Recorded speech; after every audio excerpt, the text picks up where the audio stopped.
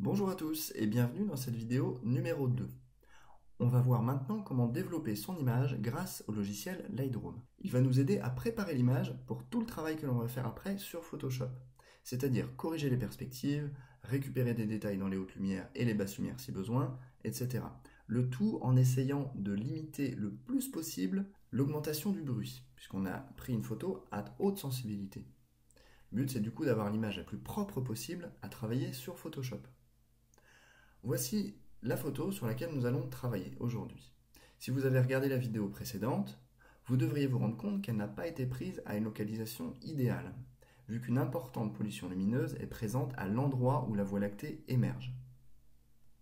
Mais je l'ai volontairement choisi pour vous montrer qu'il est aussi possible de faire ressortir la Voie lactée malgré des conditions pas toujours idéales. Notre objectif, c'est d'obtenir cette image-ci. On va voir tout de suite toutes les étapes différentes par lesquelles on va devoir passer pour y arriver. Alors, je vais révéler les deux fenêtres latérales. Voici comment se présente la partie développement du logiciel Lightroom. La première chose que je fais à chaque fois, c'est que je descends sur la petite fenêtre latérale et je vais aller dans l'onglet correction de l'objectif. Je vais cocher les différentes corrections des défauts liés à l'optique.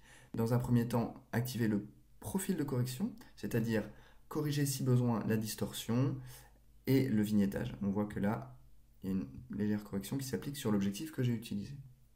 Ensuite, on va supprimer, du moins le plus possible, l'aberration chromatique. Il s'agit en fait c'est un défaut lié à l'optique, l'apparition de franges vertes ou violettes sur les zones de fort contraste.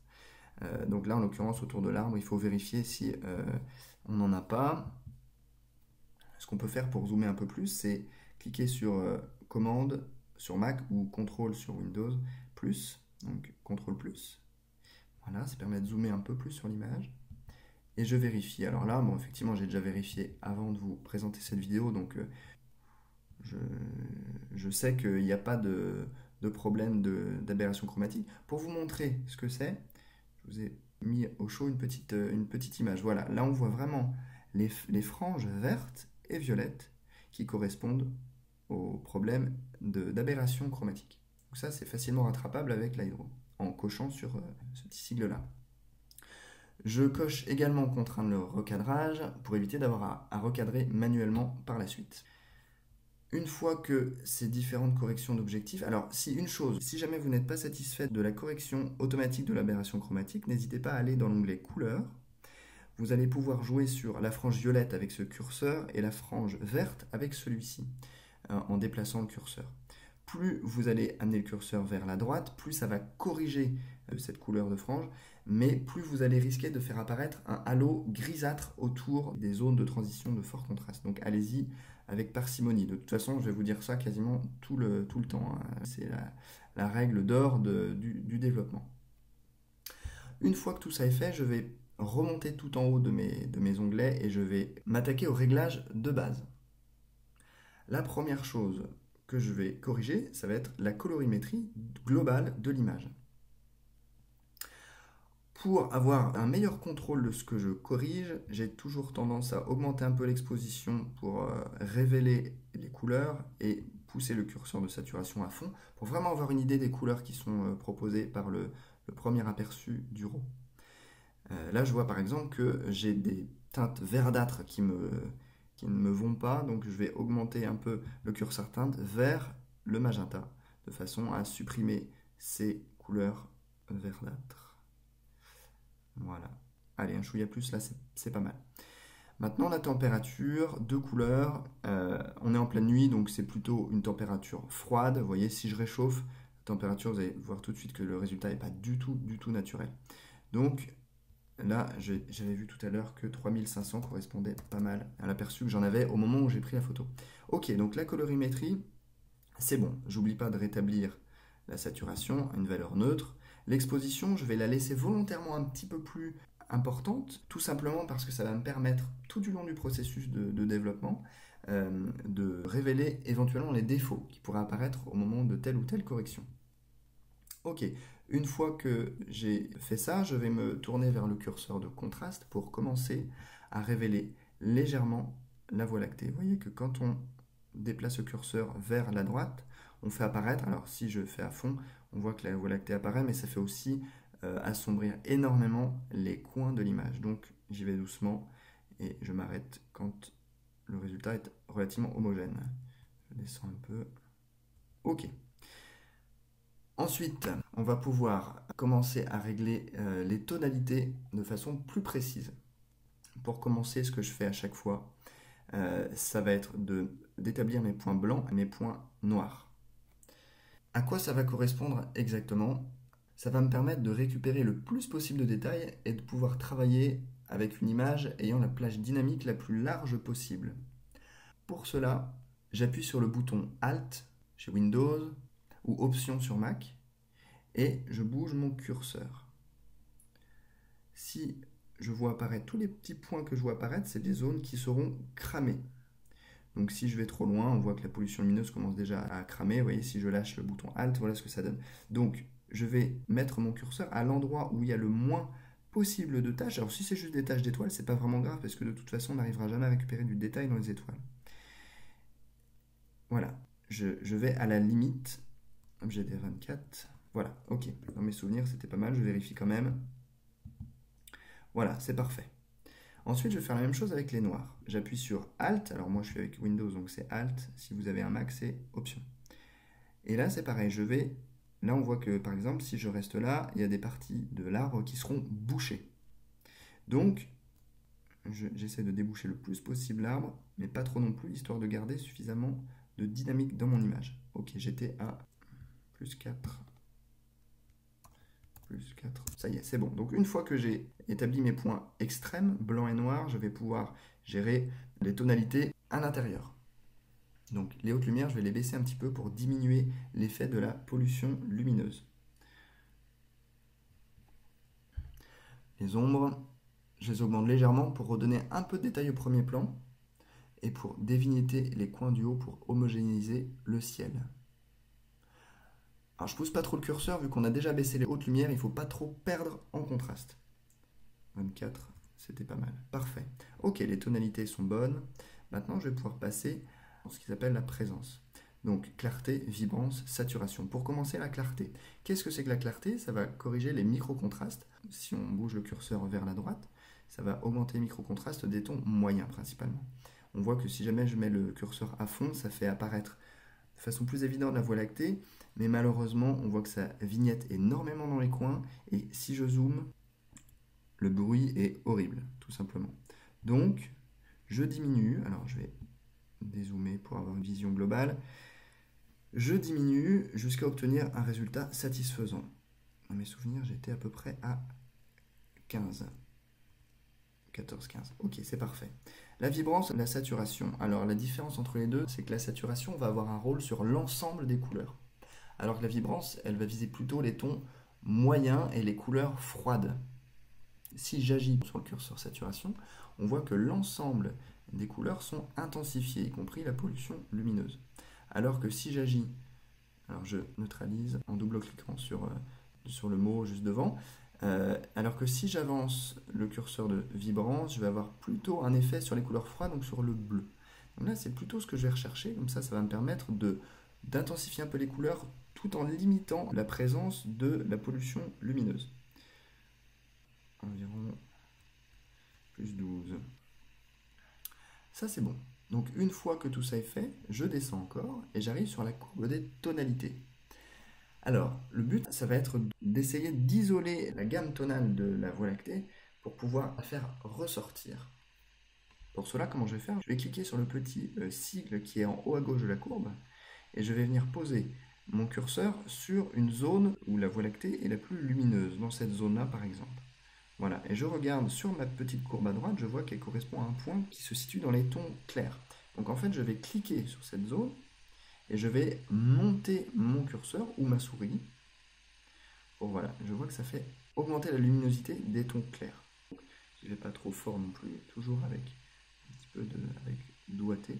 Voilà, là ça me correspond plutôt pas mal. Le problème, c'est que ça a augmenté aussi la pollution lumineuse. Donc là, ce que je vais faire, c'est que je regarde toujours avec mon petit curseur, je regarde dans quelle catégorie se situe la pollution lumineuse et je vois que là, elle se situe dans les hautes lumières. Donc là, en l'occurrence, je vais diminuer un peu les hautes lumières. Donc là, je clique et je vais vers le bas avec ma souris. 2, j'étais à -9, alors je vais passer plutôt ici. Voilà, -7, ça me correspond pas mal. Ok, donc on voit que du coup, on a une courbe qui est intensifiée au niveau des tons clairs et qui redevient neutre au niveau des hautes lumières. Voilà, les tons sombres et les ombres, je ne vais pas y toucher. J'y ai déjà touché un petit peu au-dessus. On continue de descendre. L'onglet TSL qui correspond à teinte, saturation, luminance ne va pas vraiment nous servir ici. J'aurais pu, si je n'avais pas eu de pollution lumineuse, éventuellement jouer un peu sur la saturation pour augmenter les couleurs orangées et bleues de la Voie lactée, en faisant toujours pareil avec le petit sigle. Je clique dessus, je viens poser ma flèche de souris sur l'endroit dont je veux intensifier la couleur. Je clique dessus et j'augmente, ou je baisse si je veux baisser la saturation. Là en l'occurrence je veux augmenter la saturation. Je vois que là c'est plutôt le bleu et le pourpre qui sont sélectionnés. Je peux augmenter un tout petit peu. Si jamais vous voyez par exemple je me rapproche du centre galactique et les zones un petit peu plus jaunes, voilà, là c'est le rouge et l'orange qui sont intensifiés. Le problème c'est que j'ai intensifié aussi ma pollution lumineuse. Donc bon, j'y vais vraiment doucement. Pareil pour la luminance et la teinte. Si je veux corriger un petit peu les teintes de mon image. La luminance, ça va avoir surtout un intérêt en photo de jour, par exemple, pour intensifier un ciel. Vous allez poser votre petit sigle là sur une partie bleue du ciel et vous allez baisser le curseur, ce qui va avoir pour effet de baisser l'intensité de la luminance de votre ciel et du coup lui donner un petit peu plus d'intensité. Ok, ici c'est pas le cas. On va pas y toucher. Le virage partiel, je descends toujours. Le virage partiel, c'est si vous voulez discerner la colorimétrie des hautes lumières de celle des ombres. Là, les hautes lumières et les ombres ici. Par exemple, pour réchauffer les couleurs d'un ciel lors d'un coucher de soleil, sans avoir un premier plan tout orangé. Ici, on n'est pas du tout dans cette optique-là et ça ne me semble pas forcément judicieux de le faire sur cette photo. On descend, on va arriver à un onglet qui va nous intéresser particulièrement. C'est l'onglet de correction de la netteté et de la réduction du bruit. La netteté, je rajoute toujours un tout petit peu de gain, c'est-à-dire de netteté globale. Voilà, vers 40, 43. Pas trop non plus parce que vous voyez que ça fait apparaître du bruit, donc j'y vais toujours avec douceur. Le rayon qui est juste en dessous, ça va représenter l'étendue autour de la zone de netteté. Comme il y a beaucoup de détails ici, je vais la mettre à 0. Le détail juste en dessous, si on laisse le curseur à 0, du moins dans les valeurs basses, seules les zones à contour marqués seront affectées. Plus on monte le curseur, plus l'effet est globalisé. Je place mon curseur, là où le résultat me convient le mieux. Donc, autour de 20 généralement, le résultat est assez intéressant. 22, voilà. Le masquage, je laisse à 0 pour un résultat plus uniforme. Si je mets vers le haut, on va voir que ça a tendance à flouter un petit peu l'image. C'est parce que on perd du détail. Maintenant, on va s'attaquer à la réduction de bruit. Très intéressant et très important dans ce type de photo, vu qu'on a shooté, je vous rappelle, à 2000 ISO, voire plus, si vous avez la possibilité de le faire avec votre appareil. Alors, deux types de bruit, le bruit de luminance et le bruit de chrominance. Le bruit de luminance, c'est celui auquel on va s'intéresser tout de suite. En gros, le bruit de luminance, ça va être les petits points, les différentes nuances de ton gris. C'est, si je zoome, vous allez voir, hein, si je zoome, c'est différent. Là, il y a un petit peu de pixels blancs, de pixels noirs, tout ça. C'est ces variations-là qu'on appelle le bruit de luminance. Alors, pour avoir un effet sur la réduction de ce bruit-là, on va tout simplement augmenter le curseur. Pas trop. Pourquoi pas trop? Parce que si je l'augmente à fond, vous allez voir que on va lisser complètement l'image. On va avoir une image qui bave complètement, comme on le voit ici. Et surtout, on perd énormément en détail. Donc je vais diminuer ce curseur jusqu'à récupérer suffisamment de détails et trouver le bon compromis pour ne pas avoir trop de bruit non plus. Dans mes souvenirs, c'était aux alentours de 22, on commençait à avoir un résultat intéressant. Si jamais vous voyez que vous perdez quand même du détail, malgré tout, si vous perdez des petites étoiles, n'hésitez pas à pousser le curseur détail un petit peu plus. Je vous donne un exemple. Volontairement, je repousse le curseur de luminance. Vous allez voir, oui, on a perdu quelques étoiles. Si j'augmente le curseur de détail, normalement, on va avoir des étoiles, voilà, comme on peut le voir, réapparaître. Donc ça peut être intéressant aussi, surtout quand on a des photos avec beaucoup de petits détails comme celle-ci avec les étoiles. Donc là, dans mes souvenirs, j'étais plutôt vers 23. De détail, je vais baisser un petit peu parce que malgré tout, ça fait augmenter quand même le bruit. Voilà, là on a une image avec un bruit réduit, tout en conservant du détail. Généralement, je laisse le contraste à 0. On va passer maintenant au curseur de chrominance. Alors, il s'apparente plutôt à des pixels colorés qui n'ont rien à voir avec la couleur attendue sur la zone. Alors l'avantage de ce bruit, contrairement au bruit de luminance, c'est que sa correction ne va pas entraver la netteté, le piqué de la photo.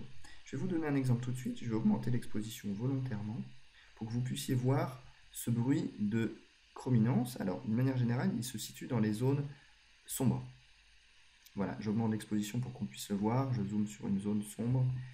Vous allez voir tout de suite ce à quoi ça correspond. Si je mets la correction à 0, voilà ce que ça donne. Tous ces petits pixels que vous voyez, c'est du bruit de chrominance. Donc, notre but, ça va être de limiter le plus possible ça. Donc là, on va pouvoir augmenter le curseur sans trop se soucier de la perte de détails que ça peut apporter. Voilà, donc là, 25, ça me paraît pas mal. Alors, je ne vais pas le pousser à fond non plus parce que ça risquerait de diminuer l'intensité des couleurs réelles. Donc, il faut bien s'arrêter quand il le faut. Voilà, à partir de là, ça me paraît correct.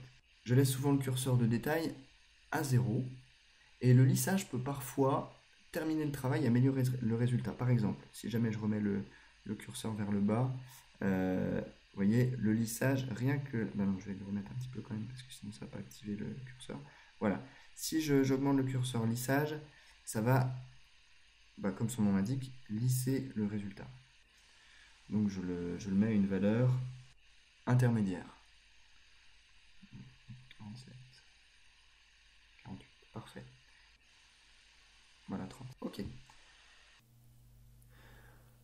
Voilà, je vais pouvoir du coup diminuer l'exposition maintenant, comme on a bientôt terminé notre développement de cette photo, pour arriver à un résultat un peu plus naturel, puisque je vous rappelle qu'elle avait été augmentée uniquement pour pouvoir voir les éventuels défauts. Voilà, le résultat me plaît davantage. Faut pas oublier qu'on est quand même en pleine nuit. Alors, on va juste, pour fignoler le traitement, utiliser les différents petits outils que l'on voit ici. Pour commencer, on va utiliser l'outil de recadrage et de redressement de l'image. Il faut savoir que l'image que j'ai prise ici a été prise donc dans un champ relativement vallonné, ce qui fait que l'horizon n'est pas parfaitement plat et était naturellement penché. Donc je vais essayer de conserver cette inclinaison. Malgré tout, je vais la redresser un tout petit peu quand même. Alors pour ça, vous avez vu, j'ai cliqué sur la petite réglette ici. Et je vais tracer un trait qui correspond à l'horizon de la photo. Grossièrement, parce que là, non, j'ai pas l'horizon réel. Voilà, on a vu que ça l'a redressé un petit peu. C'est ce que je voulais. Ensuite, nous avons le petit outil de suppression des défauts, donc pour éventuellement les tâches de capteur. Un petit outil ici, en cliquant, on va pouvoir révéler les défauts de la photo. Alors là, c'est des étoiles, mais ça pourrait éventuellement être des tâches de capteur. Et puis on augmente la tolérance ou on la diminue en fonction de ce que l'on veut. Voilà. Donc, en l'occurrence, pour cette photo, j'avais déjà regardé puisque je venais juste de nettoyer mon capteur et il n'y avait pas vraiment de souci de tâches de capteur. De toute façon, elles sont plus difficiles à voir sur une photo sombre comme celle-là. En plein jour, avec un ciel bleu, c'est plus facile à repérer. Ok. L'outil correcteur des yeux rouges, évidemment, on ne va pas en avoir besoin ici. Le filtre gradué, par contre, on va l'utiliser pour bleuir un petit peu le haut du ciel. Donc, vous voyez, je trace de haut en bas avec la petite main et je vais venir corriger simplement la température de couleur de façon à la diminuer un petit peu vers le bleu. Voilà. J'augmente un peu la transition du dégradé. Bon, ok. Ne pas oublier de remettre le bruit à 0 parce que par défaut, il est mis à -100, vous avez vu. Voilà, une fois que l'opération est terminée, je clique sur terminer. Je vais refaire 2 autres filtres gradués pour, cette fois-ci, déboucher, en tout cas redonner un petit peu de luminosité dans les coins de l'image, puisqu'on voit ces coins sont un petit peu sombres. Je vais tout simplement augmenter l'exposition.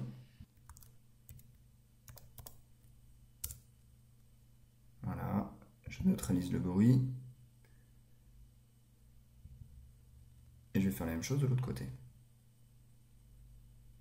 Voilà, donc je vais laisser la même valeur puisque ça correspond bien aussi de ce côté-là. Et je clique sur terminer. OK pour le filtre gradué. Le filtre radial, il va nous permettre d'apporter des modifications au sein d'un cercle. Comme on voit ici, donc on peut déplacer le cercle et effectuer des corrections soit à l'intérieur de ce cercle ou soit à l'extérieur. De la même façon qu'un filtre dégradé, sauf que c'est la localisation qui est différente. Et donc on va utiliser pour terminer ce pinceau de retouche pour deux choses. La première chose, ça va être pour révéler un tout petit peu la Voie lactée, même si ce travail va principalement être fait sur le logiciel Photoshop. Ici, on va choisir une taille un petit peu plus petite. Voilà, comme ça correspond. Alors, pour objectiver le tracé que je crée, je clique sur cette petite icône afficher l'incrustation de masque sélectionné. Et je vais peindre la zone que je veux corriger. Alors, je le fais assez grossièrement, c'est pas très grave, puisque de toute façon, ça va être des corrections qui seront très légères. Je vais décocher cette icône pour voir de façon plus évidente les corrections que je fais. Je vais augmenter le contraste un petit peu. Je regarde à 10 ce que ça donne. Je vérifie un avant-après. Voilà, ça suffit, pas besoin de plus. Deuxièmement, je vais augmenter un peu la clarté. On a vu tout à l'heure que l'augmenter pouvait générer du bruit, donc encore une fois, je vais y aller avec douceur. J'essaye avec 10, je regarde un avant-après. Voilà, je vérifie en zoomant sur l'image si je n'ai pas fait trop apparaître de bruit par rapport à une zone non corrigée. C'est bon. Les modifications sur la Voie lactée sont faites, je vais pouvoir cliquer sur terminer. Je vais utiliser une dernière fois le pinceau de retouche localisé, cette fois-ci pour déboucher légèrement le premier plan.